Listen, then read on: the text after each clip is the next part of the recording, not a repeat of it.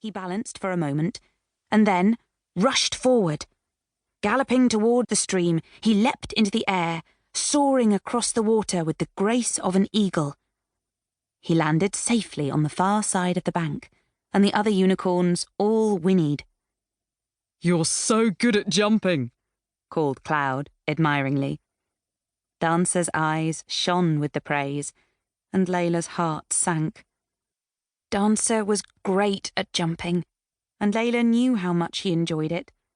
But she hated galloping fast and jumping, and avoided both at all costs. "The rest of us will never be able to jump that far," said Star. Rainbow's eyes sparkled. "Then I guess we'll have to use magic to get across." He tossed his mane, and multicoloured light shone from the centre of his forehead. It arched across the stream, forming a rainbow bridge. Rainbow anchored the light to the ground.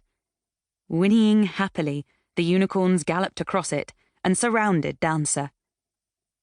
Layla hesitated, and then, shoving the hoof polish into her pocket, headed back to school. She'd let Dancer have some fun with his friends. She could paint his hooves another time. "Layla, wait!" There was the sound of hooves cantering up behind her. It was Dancer. "Were you looking for me?" He pushed his nose against her chest. She stroked him, happiness spiralling through her as she breathed in his sweet smell, a mixture of hay and skyberries. "I was. I've got some new hoof polish, but you look like you're having fun." Layla hugged him. "Go and finish your game. I can paint your hooves later."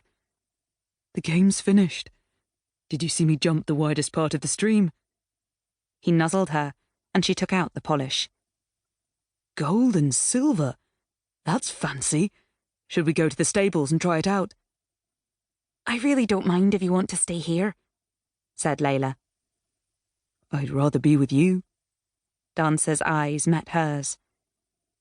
Layla smiled, and they walked back to the stables, her hand on his neck. Dancer was totally selfless and very loving.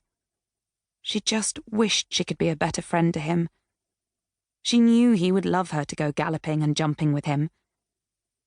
As her fingers played in his pink, yellow, and indigo mane, she wondered when they would bond. She would know when it happened because a lock of her hair would turn the same colour as his mane. If she was being honest, she was a bit surprised it hadn't happened already.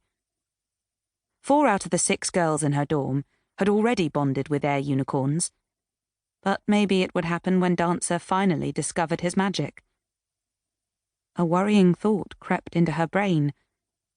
Maybe he wouldn't discover his magic, and they wouldn't graduate at the end of the year. Most students spent 1 year at the academy, but those who hadn't bonded with their unicorns, or whose unicorns hadn't discovered their magic by the end of the first year, stayed on for longer. Layla didn't mind the thought of staying on at the academy, but it would be strange if all her friends graduated and she didn't. "Look, there's Miss Primrose," said Dancer. Layla followed his gaze. The head teacher was cantering her majestic unicorn, Sage, across the school grounds toward the gates. Sage's mane and tail were flying out behind him, shining pure gold in the sunlight. It was rumoured that he was related to the first unicorns who lived on Unicorn Island. "I wonder where they're going," said Layla, seeing that Miss Primrose was wearing a backpack. "I hope everything's okay." Unease trickled down her spine. Sinister things had been happening at the academy. First, Sparkle Lake had been polluted. Then, a nasty spell had caused the lake to freeze.